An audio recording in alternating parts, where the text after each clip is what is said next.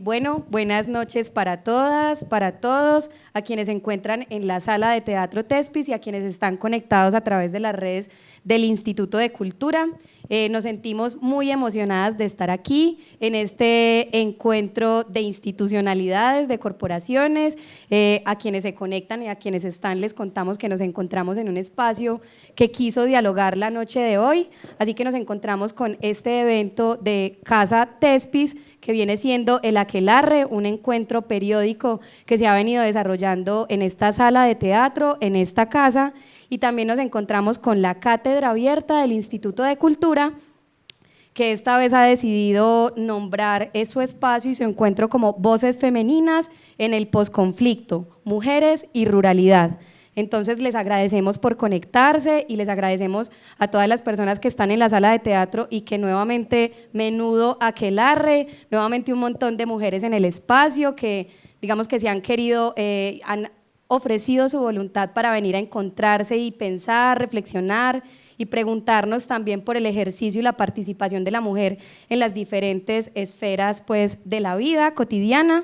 Quisiera entonces presentar este espacio que viene siendo la Cátedra Abierta, que es un escenario de reconocimiento y búsqueda de recuperación de la memoria colectiva a través de la reconquista del diálogo y la palabra, generando un acercamiento, un entendimiento en el que podamos hablarnos, escucharnos de manera cordial, pero también de manera anecdótica, a partir de temas comunes que hilen la historia local. Entonces, finalmente también eso, entender que la cátedra busca, digamos que pensar la memoria local, repensarla también porque nada está escrito sobre una roca y todo va cambiando a través del tiempo, a través de los cuerpos y eso por fortuna.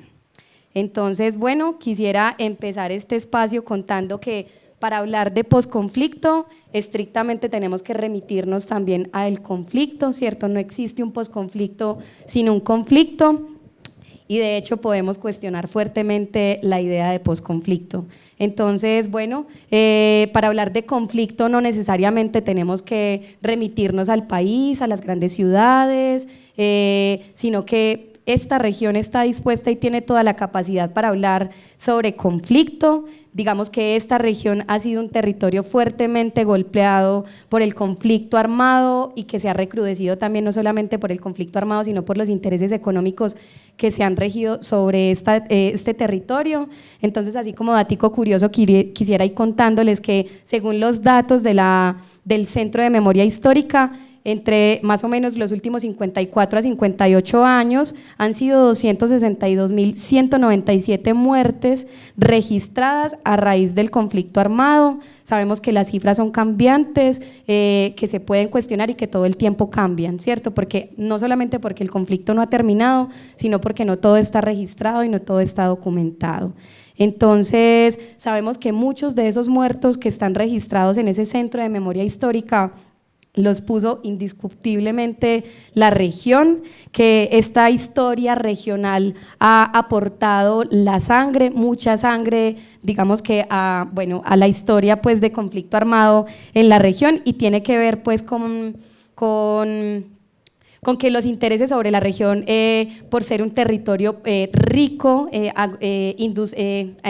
términos agropecuarios, pues digamos que también la riqueza hídrica ha fortalecido las masacres en el territorio. Entonces, bueno, finalmente este territorio fue foco para las guerrillas, fue foco para el paramilitarismo y fue foco claramente pues para el Estado, que ofreciendo sus militares fortalecieron y recrudecieron el conflicto armado en la región. Y digamos que lo que ha pasado acá es que ha habido un acaparamiento de tierras, ha habido una violencia contra los cuerpos, una violencia sistemática sobre sus gentes, ha cerrado la economía del territorio y ha dejado en el aire la posibilidad de vivir en paz para las comunidades. Entonces digamos que estamos o somos autoridad como territorios para hablar sobre el conflicto armado. Estos territorios también digamos que tienen que ver con los corredores para el conflicto, para la guerra. Hemos sido corredores para escapar, pero también hemos sido corredor para las personas que han sido reclutadas, digamos que todos nuestros cañones, nuestra zona rural, ha sido un corredor para que el conflicto armado se desplace hacia el Magdalena. Sabemos que este territorio ha sido nombrado también como el corredor del secuestrado. Entonces, bueno, hay muchas historias que pueden nombrarse allí sobre el conflicto armado en la región. Para hablar del conflicto también quisiera remitirme un poco al 2016. Sabemos que el 2016 parte la historia del conflicto en Colombia, porque es la fecha en la que se firman los acuerdos de paz. Un 26 de septiembre de 2016 se firman los acuerdos de paz en Colombia. Pero finalmente sabemos también que cuando existe el conflicto, cuando se pacta la paz, es porque han existido también las resistencias, ¿cierto? Nombro la resistencia porque no existe conflicto sin resistencia y finalmente es la posibilidad para poder que caminemos los senderos de la paz. Han sido las resistencias históricas también, no solamente las resistencias en Colombia, sino que han sido las resistencias las que han permitido que se hayan caminado sobre los senderos de los derechos fundamentales, ¿cierto? Pero también de la posibilidad de pactar la paz. Han sido muchísimas los grupos humanos que han tenido que reivindicar a través de la resistencia, y cuando hablo sobre esto me refiero específicamente al Holocausto, a la Inquisición. Han sido las resistencias humanas las que han permitido digamos que transformar un poco el imaginario de las violencias, ¿cierto? Aunque la violencia no se desdibuje por completo. Como ya sabemos, la noche de hoy nos convoca es hablar sobre la participación de las mujeres en el conflicto. En este caso, pues estamos hablando en clave de región. Entonces, quisiera dejar en claro que no quiero que pensemos a las mujeres ni como cuota para la participación en los espacios, que tampoco se trata de encontrar la participación de las mujeres como cuota en las listas democráticas, en esa política electoral, sino que estamos hablando de la participación de las mujeres como voz y como cuerpo en capacidad de reconstruir y repensar la historia propia de estos territorios. Entonces, bueno, nuevamente, para empezar, quisiera citar a una mujer que se ha dado a la tarea también de pensar el conflicto armado en el Carmen de Viboral, ¿cierto? Digamos que intentó también acercarse a las formas en cómo las mujeres en el Carmen de Viboral resistieron, pero también cómo sus cuerpos narraron ese conflicto armado, y dice así: la mujer es un escenario político que ha sido disciplinado y controlado para servir al orden patriarcal, a su vez que con sometidas y adoctrinadas, su poder está en su cuerpo, un cuerpo que se reconstruye simbólicamente hacia una lucha irrenunciable. Esto es, digamos que un texto que logré extraer de la tesis de Laura Gómez, que habla sobre la participación política de las mujeres en el cañón del río Melcocho, específicamente en el Porvenir, y cómo su relato también se conecta directamente con el conflicto y posconflicto en la región. Entonces, bueno, para arrancar, ahora sí, quiero presentar a las mujeres que nos acompañan la noche de hoy. Una de ellas es Marinelsi Orozco Villegas, socióloga, gestora cultural en la región de los cañones del río Melcocho. Específicamente su trabajo lo ha centrado en la vereda del Porvenir, en el municipio del Carmen de Viboral. Se ha desempeñado como facilitadora del Sistema Regional de Planeación CIRPAS y es monitora de planes de vida para la reconciliación en Conciudadanía. Es integrante del Sistema Local de Planeación Participativa y representante del Comité Operativo y Administrativo de la Mesa Subregional de Desplazados. Además, participó en la creación de la Asociación de Desplazados ASODECAR en el Carmen de Viboral. También quiero presentar a Juliana Arango, una estudiante de Sociología de la Universidad Nacional Abierta de a Distancia, la UNAD, coordinadora del proyecto de Memoria Histórica de la Comunidad de Mesopotamia y priorizada por el Centro Nacional de Memoria Histórica y asesora de atención, orientación y reparación de víctimas del conflicto armado. Obtuvo los reconocimientos de Escudo de Oro del municipio de La Unión al liderazgo juvenil en 2007, Mejor Enlace Municipal de Víctimas, Dirección Territorial, Antioquia 2013. Y quiero presentar a mi compañera Estefanía Muñoz Giraldo, actriz, directora y dramaturga, apasionada por la investigación escénica y el trabajo colectivo con diferentes comunidades, con más de 10 años de experiencia en el arte escénico y en el quehacer pedagógico con niñas, niños, jóvenes, mujeres y adultos mayores. Hace parte del colectivo de creadores teatristas de la Corporación Teatro Tespis. Bueno, a ellas les agradezco por estar acá, por poner también ante todas nosotras y ante todos nosotros su palabra, su pensamiento. Sabemos que cuando hablamos, cuando nos comunicamos, estamos exponiendo nuestro universo, nuestro mundo. Entonces, bueno, gracias por contarnos y narrarnos desde sus universos. Yo quisiera que arranquemos de una vez, entonces, primeramente pues como que abordemos como arrancando el tema de la identidad, ¿cierto? Del conflicto y las mujeres, su participación allí. Entonces, para eso quisiera como que habláramos cómo ustedes entienden la identidad de las mujeres rurales, ¿cierto? ¿Cómo podrían describir la identidad de esas mujeres que han vivido el conflicto y que ustedes reconocen? No sé quién quiera empezar, de pronto. Bueno, es que para hablar de identidad hay que hablar de sentimiento. La identidad está trazada indiscutiblemente por el sentimiento de amor, de amistad o de enemistad. Y cuando el conflicto armado llega a los territorios, lo primero que hace es romper las relaciones de vecindad y romper la confianza. Entonces, a partir de allí, se empieza a reconfigurar y a generar nuevas identidades. Cuando nosotros estamos en territorio, de lo primero que nos dicen es, cuando llegaron los actores armados, en la mayoría de los casos, ELN en un principio aquí en Oriente Antioqueño, llegaron con un discurso de ayuda, de colaboración, se hicieron nuestros amigos y adoptamos prácticas de las que ellos tenían.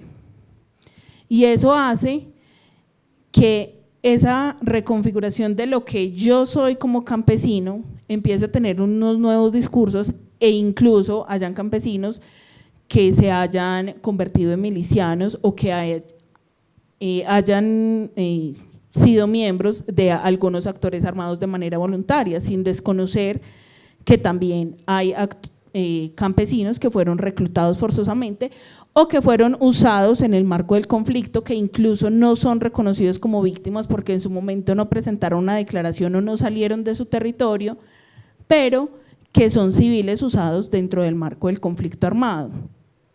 Entonces, ¿a qué voy con esto? La identidad de las mujeres, sobre todo, se empieza a reconstituir y a reconfigurar en el marco del conflicto armado. O sea, yo soy una mujer que tengo mi familia, mi esposo, mi hijo, y para eso, entre comillas, me educaron, religiosa y moralmente, para eso me educaron, para estar en la casa teniendo mis hijos y cuidando al esposo y cuidando el hogar.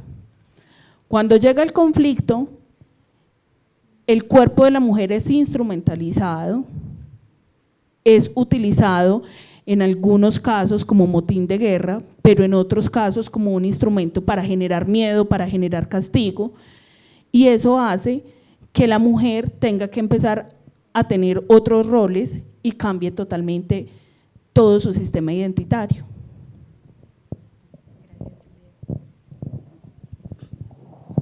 Bueno, la identidad de las mujeres campesinas en medio del conflicto creo que comenzó a ser protagonistas, a mostrarse ese papel verdaderamente de la mujer campesina, y lo hablo desde las comunidades que he representado y de la que soy parte. Creo que en ese momento es donde la mujer coge ese papel, porque ellas son las que hacen defensa del territorio y resiste, y son las protagonistas en ese sentido, porque las víctimas directas del conflicto fueron los hombres, pero quienes asumieron ese papel protector de las comunidades y de su familia fueron las mujeres, y ahí cae pues relevancia, porque muchas también asumieron el papel de proveedoras económicas, de educadoras, de no solo amas de casa, sino también que muchas fueron matronas, desde ese trabajo y desde ese ser, y ahí se empoderaron mucho de los territorios y comenzaron a asumir ese papel protagónico. Entonces, ahí la identidad de la mujer también se vio reflejada. Antes creo que era un papel sumiso, porque no se veía, ¿cierto? Pero a raíz del conflicto creo que comenzaron a resaltar esos valores tan importantes que tiene la mujer, y de emprendedora, de valiente, de guerrera. Entonces, creo que ahí coge relevancia el papel de la mujer campesina. Bueno, muy buenas noches para todas y para todos. Primeramente, muchísimas gracias por la compañía, por llenar este espacio de reflexiones y realidades que, bueno, que hay que seguir poniendo en conversación. El papel de la mujer y la identidad de la mujer, es verdad, se ha venido transformando en los escenarios, con los escenarios de conflicto, porque, claro, como lo decías, él asume perder los hijos para la guerra, poner los hijos para la guerra y después sostener los territorios, porque ya los hombres se han ido y ha pasado en todas las guerras. Si bien eso, entonces las mujeres también desde ese lugar empezamos a hacer trabajos masculinos, masculinizar un poco en ese orden lógico pues de lo que han sido los trabajos masculinos y de entonces ya asumir una siembra, asumir una ganadería, asumir, sí, trabajos que eran más dados para los hombres. Entonces ahí empieza a haber una transformación y también trasladándolo no solo en el escenario del conflicto armado como tal, sino lo que ha sido el conflicto y la violencia cotidiana desde el rol de lo que se le ha enseñado a lo masculino y lo que se le ha enseñado a lo femenino. También, por ejemplo, en el campo ha sido el lugar como en el que más ha resaltado, sin decir que no se traslade a estos lugares, porque de alguna manera, como lo hablábamos ahora, hablar del campo también es hablar de cada una de alguna manera, porque venimos con unos aprendizajes de mucho tiempo atrás, así creamos que no replicamos eso por estar no tan cerca del campo o viviendo en el campo, pero sí seguimos con unas concepciones como muy arcaicas también de los relacionamientos. Entonces también hay el hecho de cómo una mujer asume su identidad desde cómo la han criado con violencia, con que tiene que asumir unos lugares y tiene que cumplir unos roles y entonces se subyuga como al hombre cuando se llevan al hombre y entonces hay un proceso de asumir otras responsabilidades y tener que poder un poco más. Bien, ahí aparece otra fortaleza, pero también aparece otro reto y también porque entonces empezamos a trabajar, a cuidar y a ocupar todos los lugares que sean posibles y los que no sean posibles también, porque entonces aparece también un lugar del desgaste. Entonces siento que la identidad de la mujer cada vez se va volviendo incluso un poco, pues parece más sutil la violencia, pero siguen siendo unas violencias que transforman cada vez más nuestras identidades. Listo, muchas gracias. También para acompañar ahí con un poco pues como la pregunta que nadie me preguntó pero voy a responder. Creo que las identidades de las mujeres, pues digamos que recojo un poco la forma en cómo empezaba y creo que es una pregunta también como cascarita, teniendo en cuenta pues que las identidades rurales no es que están escritas sobre las rocas, siempre no son iguales porque cambian en el tiempo, porque estamos pues como fluyendo con la vida también. Entonces yo quisiera aportar como en términos de esto de las identidades rurales, que creo que cambian, que no están fijas, que digamos que a través de los años esas mujeres rurales van siendo otras, porque vienen siendo las niñas que crecen de esas mamás que eran otras también, ¿cierto? Y que también se obedecen a estas dinámicas del mundo de hoy.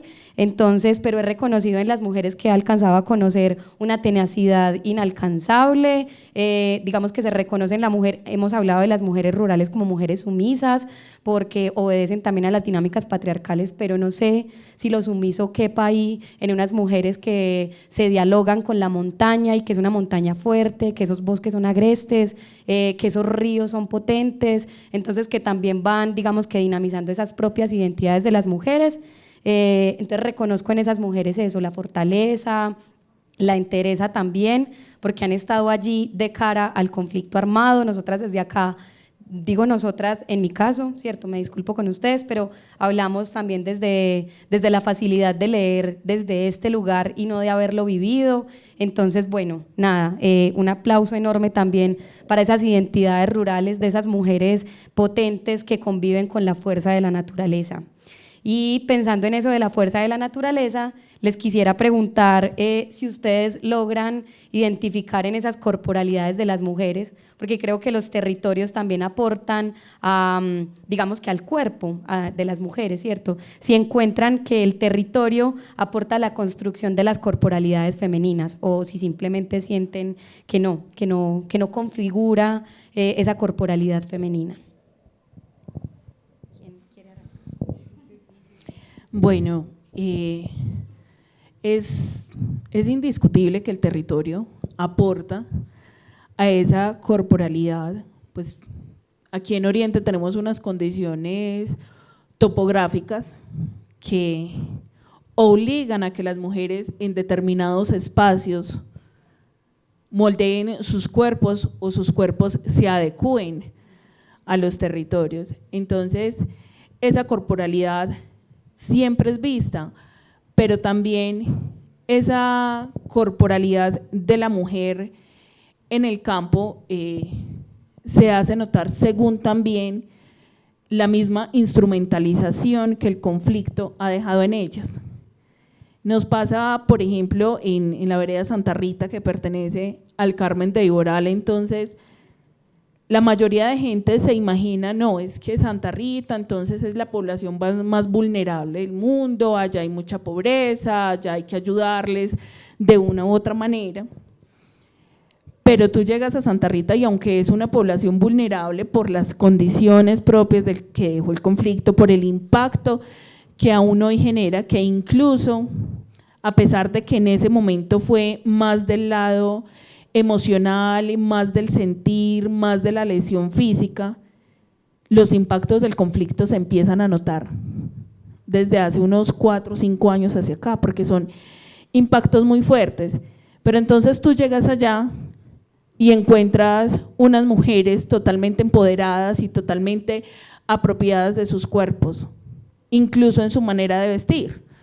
Tú te vas y no, yo me voy con lo más cómodo, los tenis o las botas bajitas y el pantalón y lo más cómodo que encuentres. Y tú llegas allá y vas a hacer un encuentro comunitario y son unas diosas.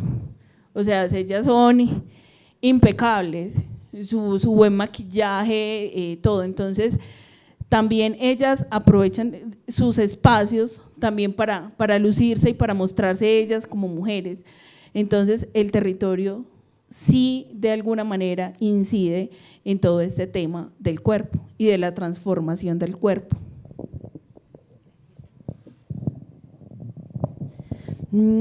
Sí, yo creo que es indiscutible incluso desde el hecho mismo de cómo nos han criado y que ya eso viene siendo una manera violenta, incluso los miedos que empezamos a tener y desde el campo los miedos también que empieza a tener una mujer de, si te han dicho por ejemplo toda la vida, el cabello de las mujeres, el papá entonces decía el cabello de las mujeres es lindo largo hasta la nalga, entonces hasta la nalga y usted manténgalo hasta la nalga quietecita ahí y entonces no se le acerque tanto a los hombres y sea más recatadita, entonces desde ahí también se empieza a configurar todo un cuerpo que es dado por un territorio, porque el otro cuerpo, cuerpo padre por ejemplo, también es un cuerpo territorio de esas dinámicas por ejemplo campesinas, que también la ternura ha sido negada pues como al lugar de lo masculino y entonces muchas veces esa réplica se ha hecho sobre los cuerpos femeninos de las niñas, el hecho del papá incluso ser un poco hasta celoso con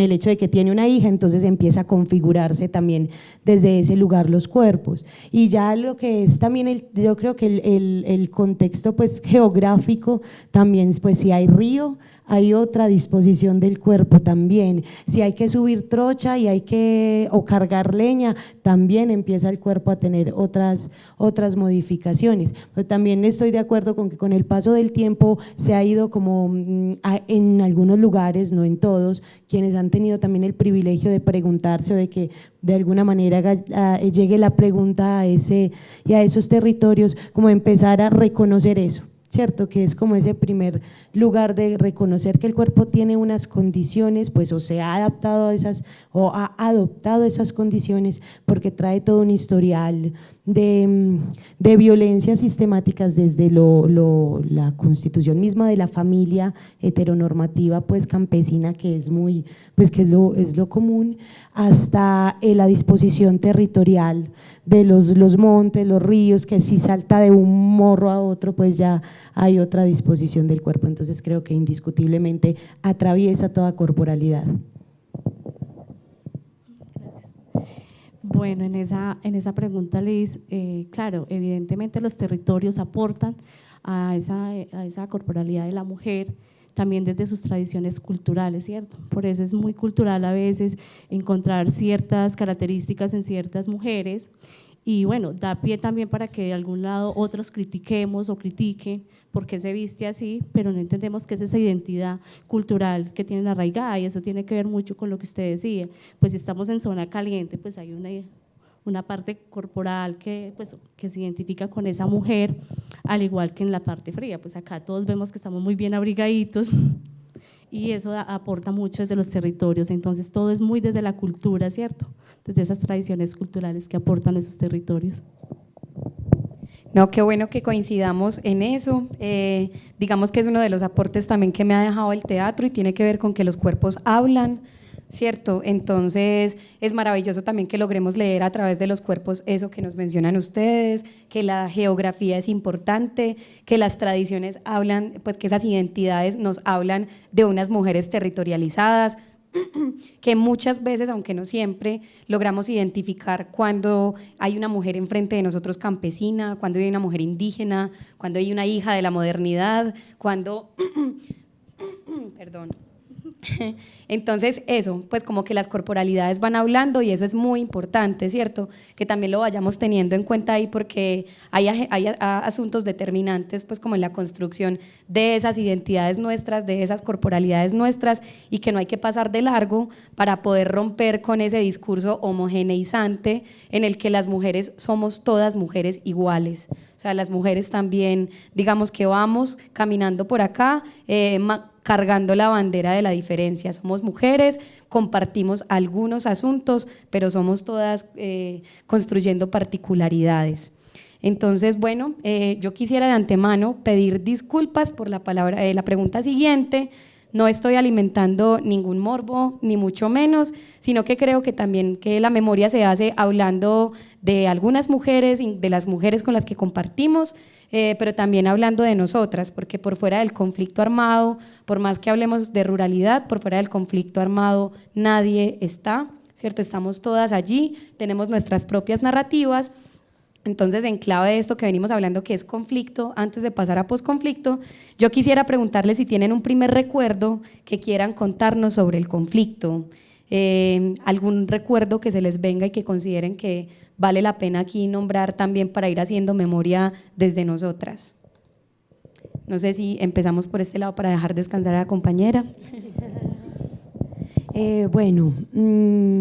Sí, hay una imagen y específicamente pues como del conflicto armado y yo soy nacida en la vereda Alto Grande, de hecho sí, nacida allá y mi abuela fue la partera pues que me trajo al mundo y en este lugar que está el basurero, en la época del 2000, cuando estaba en preescolar, estaba la oleada de violencia, pues era muy normal pasar para la escuelita o clase, pues no recuerdo si era 7, 8 de la mañana y ver afuera del basurero un plástico que estaba cubriendo 3 o 4 cuerpos que habían sido puestos ahí la noche o la madrugada anterior. Es como que la primera imagen porque se volvió después muy recurrente y años después, de hecho hace poco también hacía como el análisis porque no sé si a alguna de ustedes y los que están aquí les han tenido episodios como de parálisis del sueño.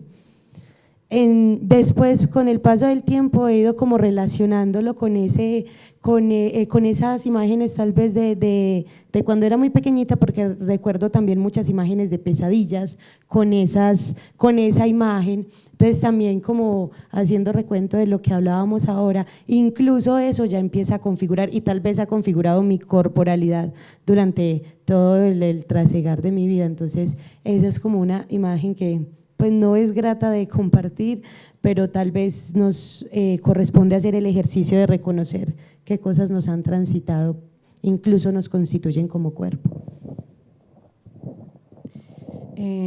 Cuando usted dice, bueno, ¿qué se les, pues, o qué recuerdan en ese momento del conflicto? Pues yo tengo muchos recuerdos porque viví de lleno la guerra y las confrontaciones entre los diferentes grupos armados y fui desplazada de esa zona tan bonita. Pero quiero decir algo que representa la resistencia y el trabajo de la mujer y en este momento quiero hablar de algo que pasó en la vereda del Porvenir con una líder que yo creo que la mayoría de ustedes la conocen, que es Cruz Elisa Buitrago. Una mujer que está asilada en otro país, dado pues esa resistencia que hizo.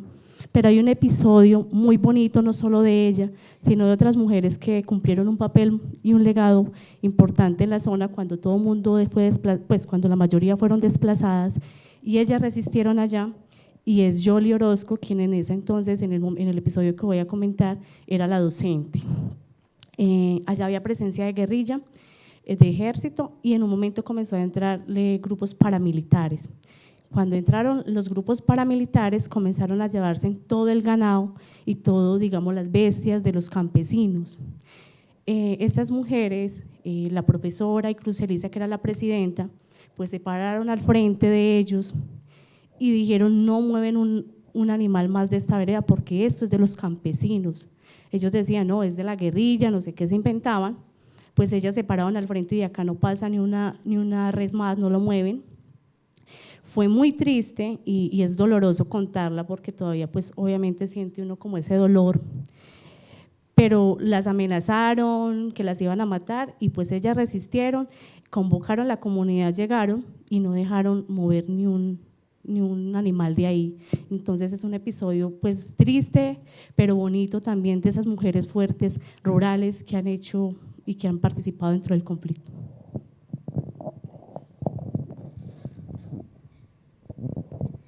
Bueno, yo creo que todos aquí de cierta manera tenemos algún recuerdo, así sea del noticiero, del periódico, que cuando eso llegaba el colombiano a todas partes, ya no llega. Por ejemplo, a Mesopotamia llegaba todos los días el colombiano en el bus de 9 de la mañana, ya no. Pero sí tengo un recuerdo de infancia que a veces es bonito, pero a veces no es tan bonito. Y es que los niños en el momento del conflicto, en el caso de Mesopotamia, nosotros no jugábamos a los carritos, ni con las Barbies, ni nada de esas cosas.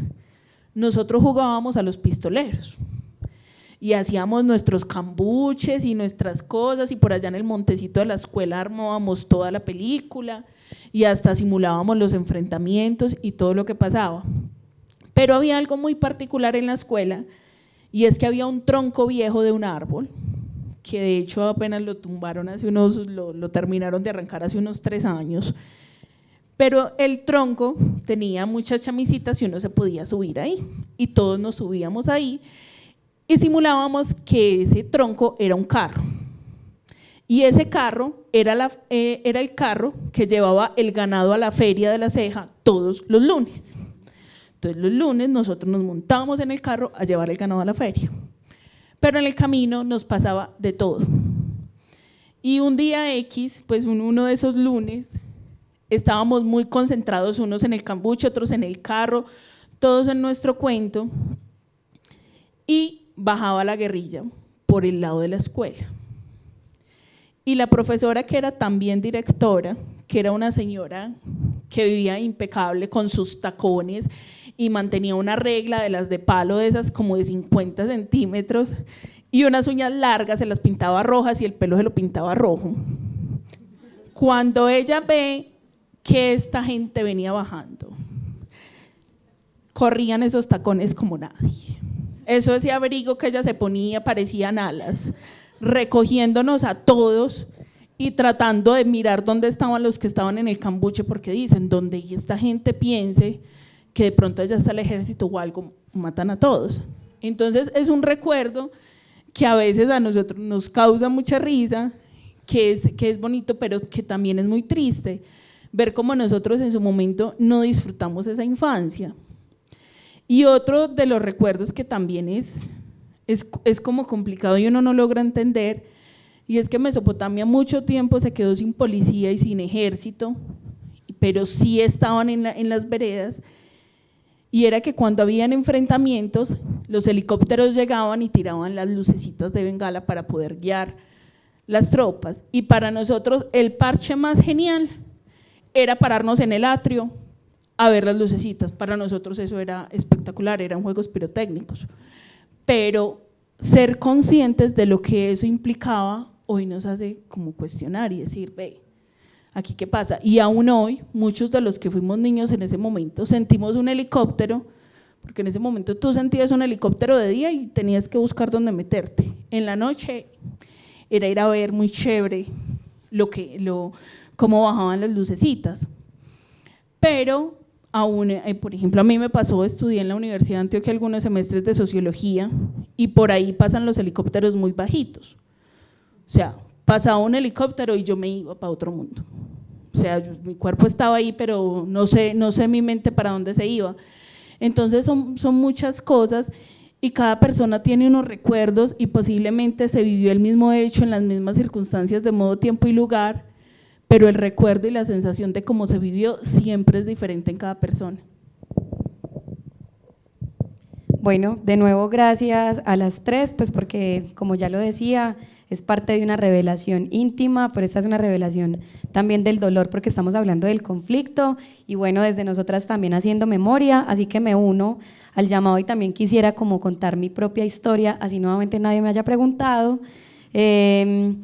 Y qué particular, aunque pues obviamente en la línea de tiempo tiene sentido, pero que el primer recuerdo que traiga a la memoria tenga que ver también con mi infancia, ¿cierto? Digamos que en algún momento el Carmen de Viboral también en la zona urbana, pues el Carmen en general fue declarado zona roja a raíz del conflicto armado y un recuerdo terrible que tengo tiene que ver con que mi papá fumaba y estábamos en la calle.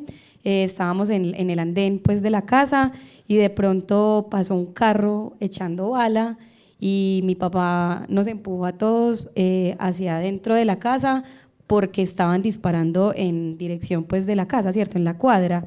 Entonces esa noche nos tocó sacar los colchones de las camas y llevarlos a un taller, porque mi papá era cerrajero, llevarlos al taller y dormir allá.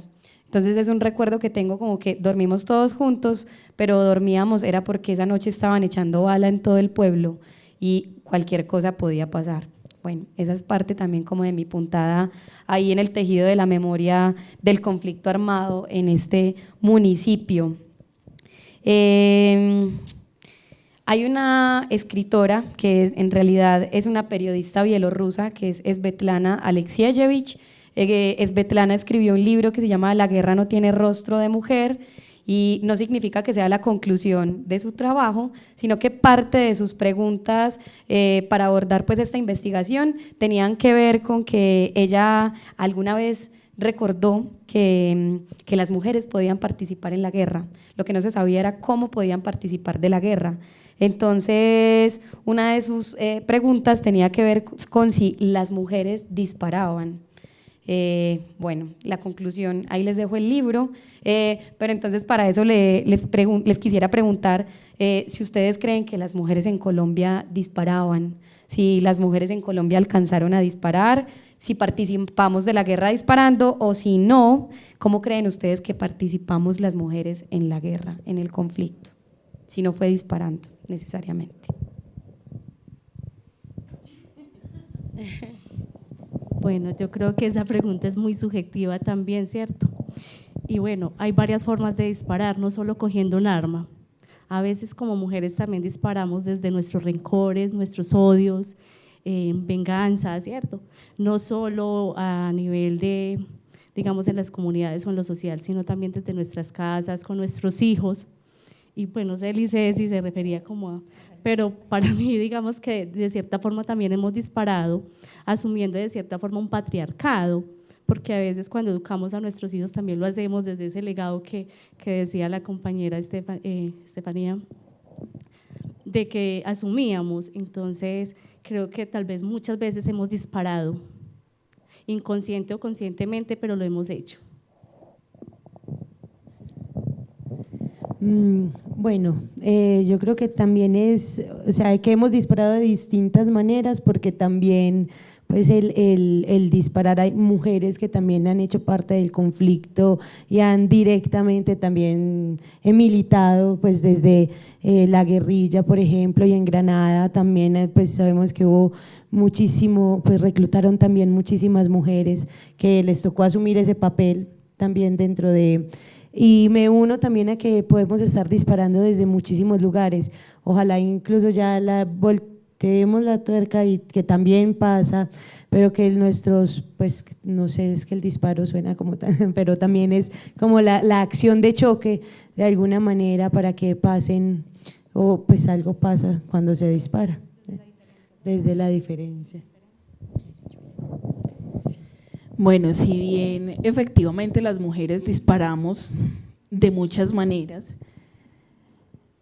yo siempre me he preguntado, y es de esas mujeres guerreras del conflicto, de esas mujeres que empuñaron las armas, incluso me ha parecido extraño, pero real, que en las zonas donde hubo mando de mujeres al frente de algún bloque de actor armado, incluso la violencia fue más cruda y la forma de ejecutar los crímenes fue más cruda.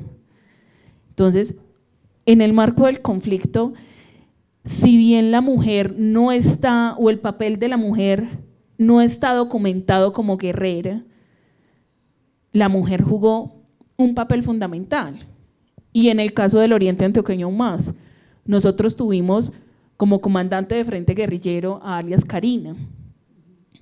Y si ustedes revisan y se documentan sobre el accionar de alias Karina, se van a dar cuenta que la manera en cómo ella ejecutó el crimen es mucho más drástica, es mucho más sanguinaria, es que ni siquiera sé describirlo ni dar una palabra de cómo ella ejecutaba sus acciones. Entonces, pues si bien las mujeres disparamos también, las mujeres también hacemos daño, pero también nos reconstruimos y nos reparamos a diferencia de los hombres, ¿cierto? Los hombres necesitan más el apoyo y les cuesta más reunirse que a las mujeres. O sea, ahorita tú nos hablabas de los cuerpos y demás, y a mí se me pasó contarles algo, y es que la mera manera de vestir o la forma de vestir afecta y diferencia a la mujer rural de la mujer urbana.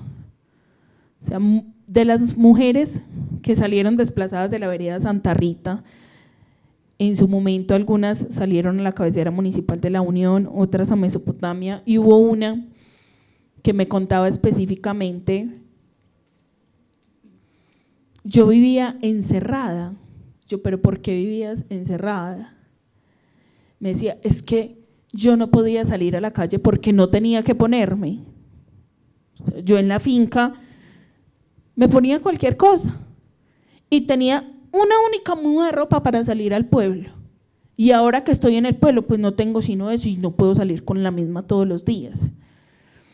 Entonces, también las mujeres resisten y también disparan de muchos modos, disparamos de muchos modos. Por ejemplo, con la experiencia que nos contabas ahora, hace un ratico, de las líderes del porvenir. O sea, eso que ellas hicieron en ese momento fue un disparo. Entonces, podemos hacer disparos muy negativos, pero también disparos muy positivos, y eso también es de cómo nos encontramos y nos reconocemos a nosotras mismas como mujeres. Bueno, tenemos por acá una réplica, ya la anuncié. Bueno, okay. Bueno, qué pena. Está más lejos. No, es que cuando hablaba de disparo, pues no, quiero ser abogada también de las mujeres, no sé, pues soy muy defensora, sino que quería traer al caso muchas mujeres que están en los grupos o que estuvieron entre los grupos, fueron reclutadas, o muchas se tuvieron que meter a esos grupos también para defenderse de su esposo que era maltratador, y hay casos pues que conozco personalmente, y es muy triste porque uno diría pues esa es una guerrillera o una paraca, ¿cierto? Pero nadie sabe el contexto que le tocó a esa mujer asumir ese papel simplemente para escaparse de ese agresor que todos los días le pegaba, la maltrataba y le impedía, o muchas veces también para defender a sus hijos.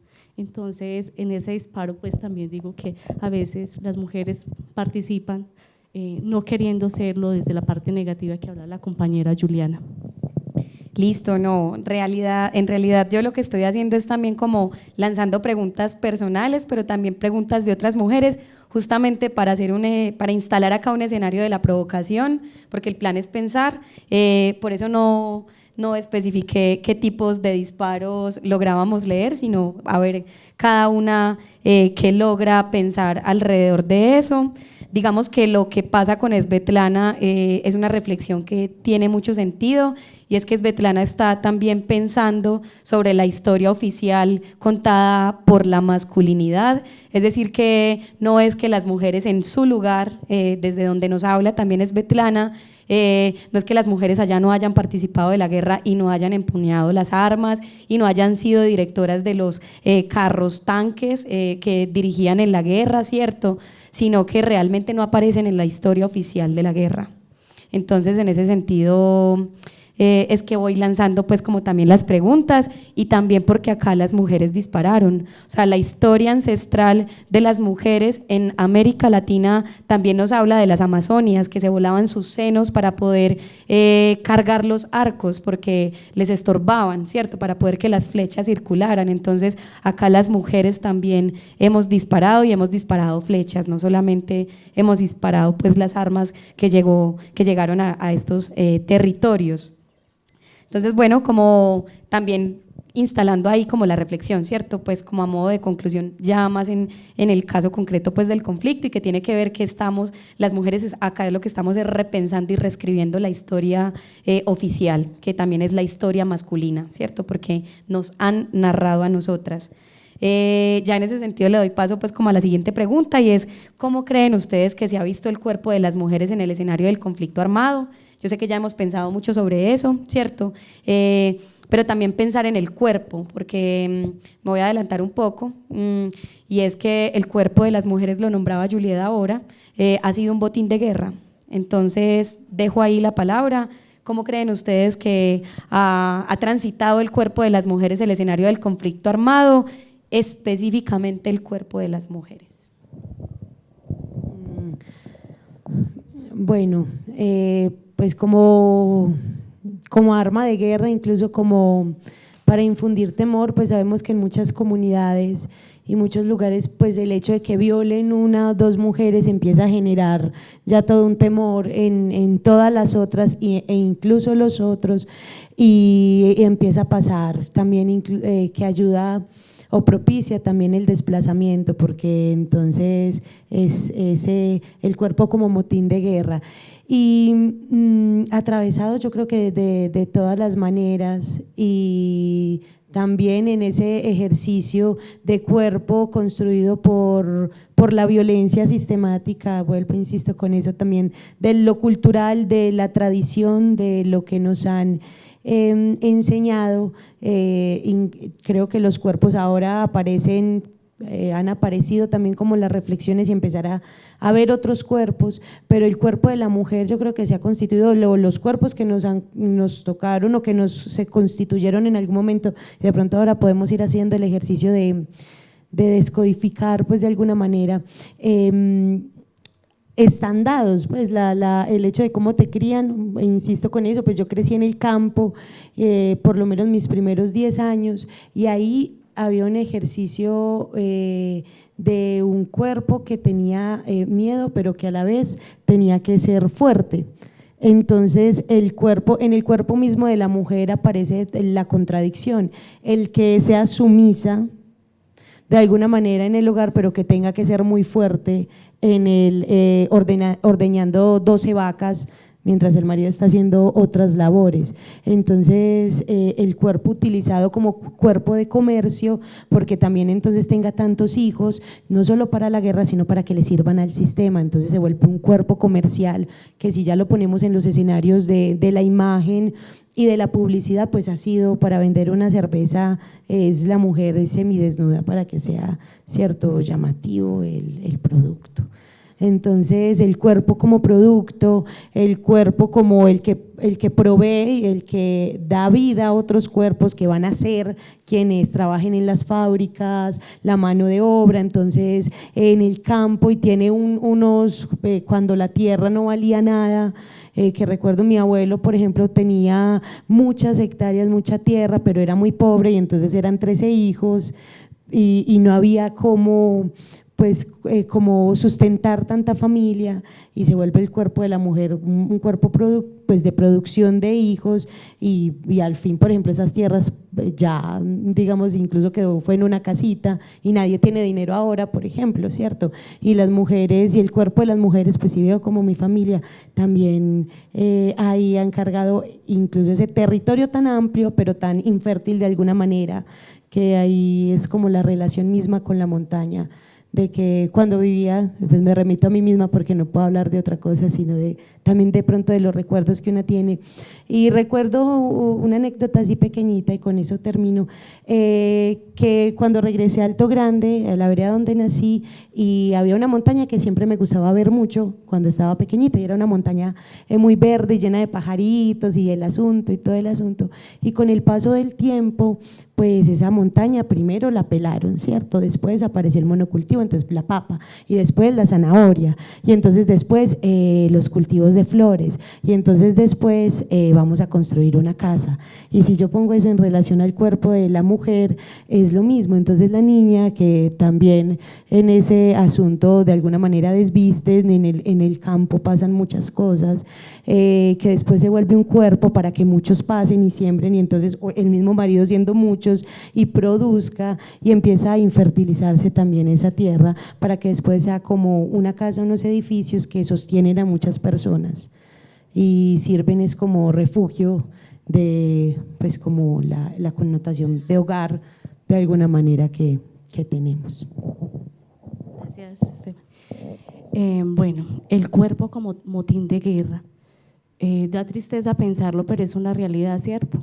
Las mujeres hemos sufrido esas transformaciones, no solo físicas, sino también emocionales, y lo hemos tenido que lidiar digamos, desde nuestros ancestros. Usted lo decía ahora, las mujeres desde la forma de procrear. A veces las mujeres se casaban y si no podían dar hijos, los esposos las dejaban, ¿cierto? La mujer no les servía. Entonces, ¿qué pasa con nuestro cuerpo? En el tema también del consumismo, que nos está vendiendo el mercado, ¿cierto? Motín de guerra, el cuerpo de la mujer también ha sido para el mercado. Entonces, cuerpos perfectos, sin importar lo que cada ser es, desde lo fisiológico, ¿cierto? Pero también motín de guerra en esta etapa que se ha vivido estos procesos de conflicto, y es no solo los cambios físicos, sino también el dolor en el alma que llevan muchas mujeres y que se ven reflejados en la tristeza, en la desconfianza, en muchas cosas. Entonces creo que los cuerpos de nosotras, no sé cómo hemos hecho para resistir ante tanta violencia.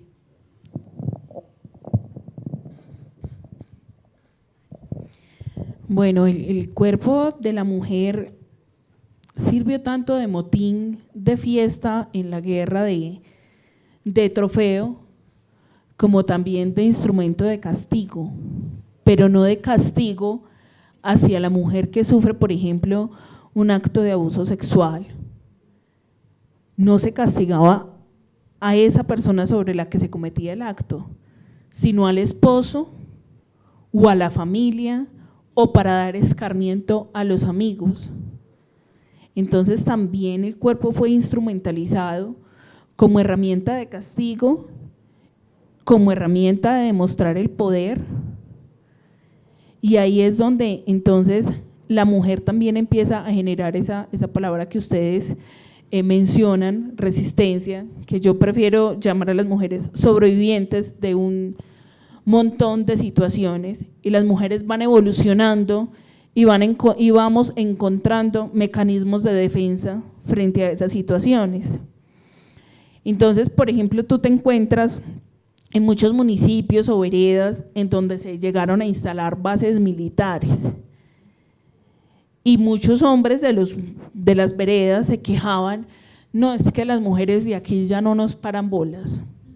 O sea, llega un soldado y eso es, mejor dicho, lo mejor del mundo. Pero ni siquiera era por eso, era porque encontraban en esa persona que tenía un arma a un ángel protector, que quizás en muchos casos lo fue, pero en otros casos no lo fue. Entonces el cuerpo fue un instrumento y ha sido y será por los siglos de los siglos un instrumento para la guerra. Es muy triste también tener que coincidir con esto, ¿cierto? Digamos que en tiempos de conflicto armado, en tiempos de posconflicto, el cuerpo de las mujeres ha sido un botín para la guerra, ¿cierto? Un espacio para la violencia, pero realmente también un espacio para la resignificación, pues, del primer territorio, ¿cierto? Porque me pesa mucho tenerme que quedar con el dolor, con la desesperanza, y cargo como bandera la esperanza y la ternura.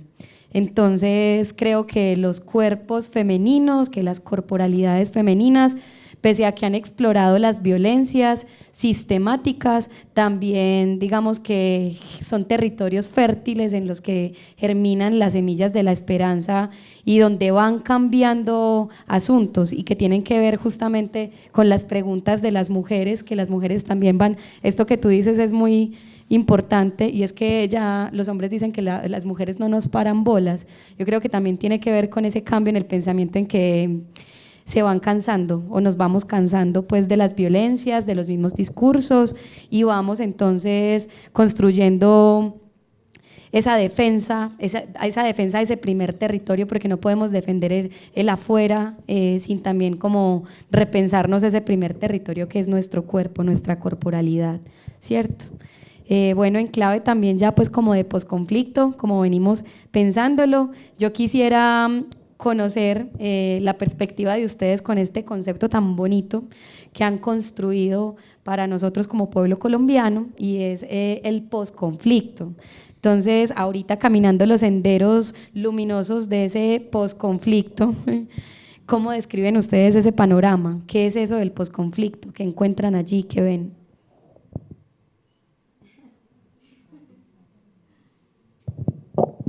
Pues no sé, se habla mucho de posconflicto y de, digamos, del desarme, el dejamiento de armas, ¿cierto? No solamente de los grupos armados, como colombianos, como personas, como carmelitanos, hemos desarmado nuestros corazones. ¿Cómo nos sentimos? Hay un posconflicto en cada persona, en cada familia, en esta sociedad carmelitana. Pues a mi ver, es un panorama bastante complejo y pues no sé, para mí todavía el posconflicto falta mucho para llegar, o no sé, ese es mi punto de vista.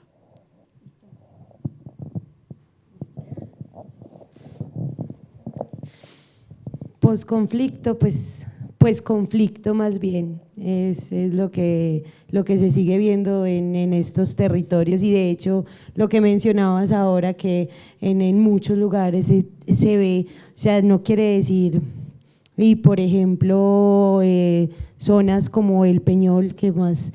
que el Peñol, Santa Rita, lugares que apenas ahora también van pasando otras cosas, hay otras miradas, sí, posiblemente o no en otros lugares, pero muchísimos acciones del conflicto están teniendo su repercusión en este momento, y hay zonas que de hecho están más controladas de alguna manera por actores muy fuertes, y que el posconflicto de pronto también se vuelve un caballito ahí de guerra para cubrir, incluso para encubrir muchas cosas que suceden en los territorios, porque el discurso lo soporta todo. Entonces, y lo mediático también es supremamente colaborador a que eso suceda, porque entonces hablar de posconflicto, ya como lo estamos hablando, pues hay un primer paso, ¿cierto? Entonces, para que exista hay que nombrarlo, entonces la acción se queda corta y es más, incluso pues otras formas, neoparamilitarismo, pues nos siguen desapareciendo, siguen reclutando, siguen, a veces incluso es más descarado como el accionar, digamos que ya nos llega información por muchísimos lugares, pero sí es un pues conflicto continuo, y en este territorio que nos atañe también en el oriente antioqueño y en Antioquia como tal, sigue siendo pues que es como lo que tenemos más cerca, muy muy latente. Bueno, yo ahí sí tengo que ser muy sincera, y es que para mí esa vaina del posconflicto no existe. O sea, eso es como dicen vulgarmente, eso es un pajazo mental. Y no existe es porque, es más, en Colombia hoy a las múltiples violencias armadas, como yo he decidido llamarlas, ni siquiera las puedo denominar conflicto armado. O sea, es que conflicto armado que ya no sabemos qué es. Se supone en su momento que hablábamos de conflicto armado, pues porque había unos intereses políticos y unos actores armados con una estructura jerárquica, con una conformación. Podemos decir, hay un posconflicto con las FARC, se podría decir. Pero lo que ha pasado en el país es una reconfiguración y una mutación de las violencias armadas. Entonces, todos los días se reinventan las maneras de generar daño, de infundir pánico o de generar cualquier acción. Entonces, ya no es que lleguen, hicieron una masacre de 4 o 5 personas y ya, y se desaparecieron, no. Ahora, antes de hacer la masacre, le cortan la cabeza a alguien y la cuelgan de un puente, a ver si las cosas van a empezar a mejorar o si tienen que seguir con la masacre como tal. Y para nosotros, en el oriente antioqueño, pues quizás no sentimos mucho el impacto de la incidencia del proceso de paz con las FARC, porque entre comillas veníamos en un ambiente como de tensa tranquilidad, y de hecho nos mantenemos en un ambiente de tensa tranquilidad porque nosotros tuvimos un dominio de autodefensas por mucho tiempo. O sea, lo último que a nosotros nos pasó no fue FARC ni ELN, sino que fueron AUC. Mientras que en otros territorios, pues las víctimas o los sobrevivientes del conflicto sí hablan de posconflicto, es porque lo último que a ellos les pasó fueron las acciones de FARC o de ELN. Entonces, para mí, en la región del oriente antioqueño, esa cosa del posconflicto no existe. O sea, es que yo ni sé cómo llamarla, esa cosa, esa vaina. O sea, es una cosa muy rara, porque definitivamente hoy tenemos presencia de otros actores armados, y que también la utilización de las personas o cómo como ciudadanos empezamos a ser parte de esos actores armados es una consecuencia de esa violencia armada, de ese conflicto armado, que en su momento sí fue conflicto armado, vivimos. Y es que si bien la familia es el núcleo de la sociedad, la familia con la aparición del conflicto armado se vio desdibujada. La mujer empezó a tener otro rol. Primero la mujer estaba en la casa con los hijos y el esposo, como lo decía antes. Cuando ese esposo falta por un homicidio, por una desaparición forzada, o cuando esa madre falta y el hombre o la mujer deben asumir otros roles o trabajar hombre y mujer, o hoy vivía con Pepito Pérez, a Pepito Pérez lo mataron, quedé con 4 o 5 hijos, 3 años después conviví con otra persona, tuve otros 2 hijos y esa persona también la mataron. Como madre tengo que salir a trabajar y, entre comillas, abandonar mis hijos. Y esos niños empiezan a crecer con una serie de carencias, no en todos los casos, pero sí en la mayoría, y sin el cuidado y sin el amor de esa madre, que obviamente sí los hay, pero no es tan sentido. Y esos niños son la población vulnerable que hoy está siendo utilizada, que ya son jóvenes, para la distribución de psicoactivos o para verse inmersos en otras violencias armadas. Entonces, esa vaina no existe. Bueno, no, yo creo que la pregunta tiene sentido, ¿cierto? Pues porque digamos que hace parte del relato nacional, o sea, el posconflicto existe para el Estado. La pregunta es,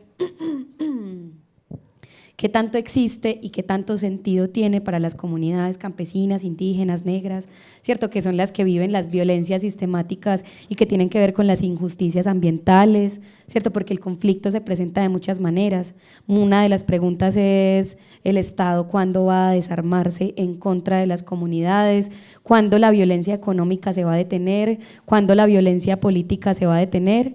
Entonces, por eso, como decías tú, pues como el conflicto, el acuerdo que se firmó con las FARC, pero el conflicto en Colombia es vigente y se manifiesta desde muchos lugares y ataca a las comunidades desde, pues de muchas maneras, ¿cierto? Entonces, efectivamente, también pues me recojo en lo que dicen ustedes, pues conflicto es lo que hay. Entonces, bueno, es una discusión que también queda ahí. Les decía hace un momento que me gustan algunas banderas, ¿cierto? Seguramente con los años cambiaré de bandera. Por ahora tengo una bandera que me gusta y es la bandera de la ternura, ¿cierto? Y hay que tener también cuidado, pues, porque la ternura no es necesariamente la ternura que nos han enseñado, que es la ternura frágil, que es el lugar que le han otorgado a las mujeres o nos han otorgado a las mujeres, y es estrictamente el lugar del cuidado. Pero creo que la ternura es importante o ha sido importante en nuestros territorios porque finalmente terminó por salvar a las comunidades. Y cuando digo que la ternura salvó a las comunidades es porque las mujeres encerradas con el conflicto armado viendo a sus hombres partir o a los hombres partir, asumieron la responsabilidad de esas familias que quedaron huérfanas. Entonces la ternura salvó a esos niños y a esas niñas que quedaron huérfanas por el conflicto armado, ¿cierto? O que supieron curar a los heridos de la guerra, que sabían cuáles eran los remedios para curar a esos hombres o a esas mujeres que habían sido víctimas del conflicto armado. Entonces la pregunta es, ¿qué piensan si les digo que las mujeres en medio de la tragedia han hecho que la belleza sea posible? ¿Qué se les ocurre? Dentro de lo que han hecho, identifican algunas de esas bellezas que promueve la ternura.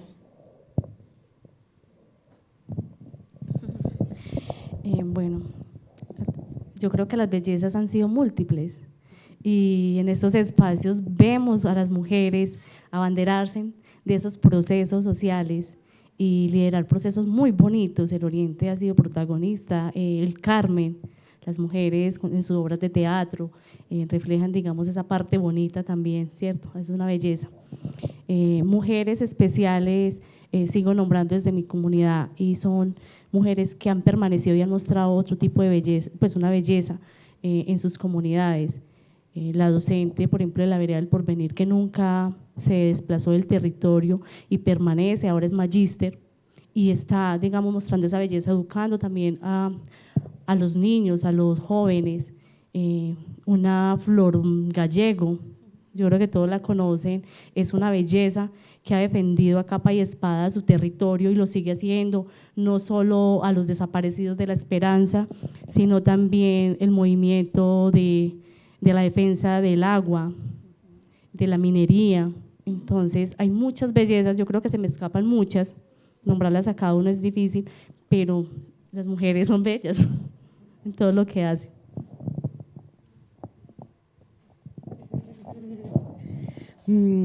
Bueno, por ejemplo, desde este lugar del arte y de estar, pues, y antes que mencionar eso, quisiera mencionar que ya es una belleza, por ejemplo, el hecho de encontrarnos nosotras acá hoy y poder conversar con otras, pues que ojalá ahora también podamos conversar mucho entre todas, y también el hecho de la juntanza ya es, las mujeres nos hemos reunido para todo menos para armar de alguna manera la guerra, antes como para tratar de solucionarla o para tratar de sobrellevarla más que solucionarla, porque como pues las madres siempre dicen, ponen el pecho si es necesario, para proteger a sus hijos. Y se nos ha dado un lugar del cuidado. Yo creo que la belleza y la belleza a través de la ternura y un cuidado de la ternura, que no tiene que ser precisamente, pues el cuidado también es ser capaz de decirle al otro que está siendo un violentador, que están pasando cosas, decirle a la otra también y decirse a sí misma. Y bellezas, pues todas mis amigas, compañeras, colegas que están hoy acá, que a muchas identifico y que nos hemos podido transitar en el camino, pues sigue siendo como una belleza, un brotar de la belleza constante y preguntarnos, y me ha parecido bello, profundamente bello, que a partir de lo horrible aparece, y es que estamos tramitando también nuestras diferencias, que es eso que hablábamos, no porque nos estemos preguntando cosas similares quiere decir que tenemos conceptos o que nos relacionamos de igual forma ante la pregunta, sino que nos damos también la posibilidad, o la idea es que cada vez nos demos más la posibilidad de ser capaces de disentir, de ser capaces de tener puntos de vista muy diferentes y poder dialogar y tramitar como la palabra y el accionar, que ojalá también la belleza aparece también en el accionar y en la acción de la cotidianidad, de cómo ya también empieza a pasar, o a mí, por ejemplo, hablo desde mi caso personal, empiezo a ver muchas mujeres que no me siento, pues me siento es muy acogida por ellas, sino como en un lugar de la competencia, que cada vez podamos ser, sin decir que no sigan pasando, que pasa en lo institucional, sobre todo también mucho en los lugares del trabajo, en lo que el sistema nos lleva, en la universidad, en muchos lugares, porque entonces hay que competir. Pero creo que incluso ahora ese lugar, y pensando en tantas amigas que siempre están transitando por estos espacios, que podernos abrazar y nombrar y decir incluso en que de pronto veo que la otra, porque lo veo también, tal vez es porque me pasa a mí, ¿cierto? Pero que puedo hacer que la otra caiga en cuenta de algo que está pasando, o al otro, o decirle, está pasando esto con el otro que también te acompaña. Creo que es que aparezca lo bello a través de lo horrible, porque es reconocer que nuestra cultura es horrible. Bueno, yo creo que la ternura le da sentido a la juntanza. O sea, creo que la mayoría aquí conoce el proceso de Madres de la Candelaria. Doña Teresita Gaviria yo creo que es la persona que en el mundo más ternura representa y más ternura muestra en su expresión corporal y en su rostro. Y Teresita ha sido una mujer que en medio de su ternura ha sido muy juzgada por irse a las cárceles a confrontar a los miembros de las AUC o a miembros de FARC o a miembros de cualquier actor armado, incluso a los propios agentes del Estado, abrazarlos, perdonarlos, pero también reclamarles ¿a dónde están mis desaparecidos? Entonces yo creo que la ternura nos permite reencontrarnos a nosotros mismos, pero reencontrar lo bonito que puede tener esa otra persona.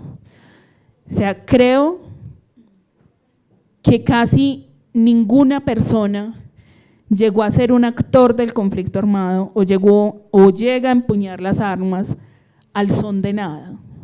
O sea, todos tenemos unos motivos. Yo ahorita les decía, Karina fue de las personas más sanguinarias o ha sido de las personas más sanguinarias dentro del conflicto.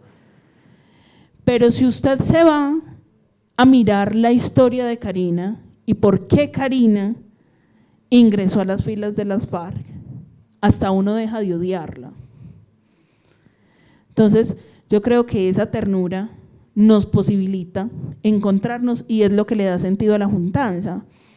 Y la juntanza es lo que nos va a posibilitar poder reencontrarnos y reconstruir o construir los lazos de reconciliación. En algún momento de la vida, si queremos terminar con el conflicto y las múltiples violencias armadas en Colombia, vamos a tener que decir, hoy esto se acabó y empezamos de cero. que es una cosa que muy posiblemente no va a pasar, porque unos están de este lado, otros están de este lado, otros están en la mitad, estos le tiran a estos le tiran a estos, pero si no llegamos a un punto cero, o sea, no va a pasar, nunca se va a acabar el conflicto, porque el odio y el rencor que yo siento hacia el otro es lo que alimenta esas violencias y es lo que lleva a que nos volvamos malos. Yo creo que todos tenemos un ser malo en nuestro interior y la ternura es lo único que puede ayudar a apaciguar esa ira que tiene ese yo malo que tengo en mi interior. Que la ternura es fuerte, pues que la ternura no es delicada, ¿cierto? Creo que también es eso, como, o sea, qué ternura se encierra con el conflicto armado, con las balas afuera, con los enemigos afuera, a curar a los enemigos de esos enemigos. Entonces es que la ternura es muy potente y que puede ser una bonita bandera. Bueno, yo creo que muchas preguntas se quedan por fuera, pero el espacio se ha extendido demasiado. Eso significa que todavía tenemos muchas preguntas pendientes, muchas reflexiones pendientes, pero debemos ir cerrando. Entonces, pues apelando a este espacio que nos convoca, que es la memoria en esta cátedra local, quiero invocar aquí algunos linajes, ¿cierto?, que son importantes, que no están, que tal vez no caben en este escenario, y que por eso circulan las montañas, circulan las calles de este municipio. Entonces, agradecer enormemente al linaje de Rosa Narváez, al linaje de Flor Gallego, al linaje de Yoli Orozco, al linaje de Cruz Elisa, al linaje de Laura Gómez y al linaje de todas ustedes que están acá, ¿cierto? Y que han alimentado la memoria de este espacio. Les agradezco muchísimo por venir, por sentirse invitadas a las personas que están en las gradas de este teatro, a las personas que se conectaron. Solamente queremos hacer visible este territorio fértil que somos las mujeres en la apuesta por la paz y la reconciliación. También quisiera nombrar en este espacio a las mujeres del Nunca Más en Granada, que son parte de esa belleza que identifico.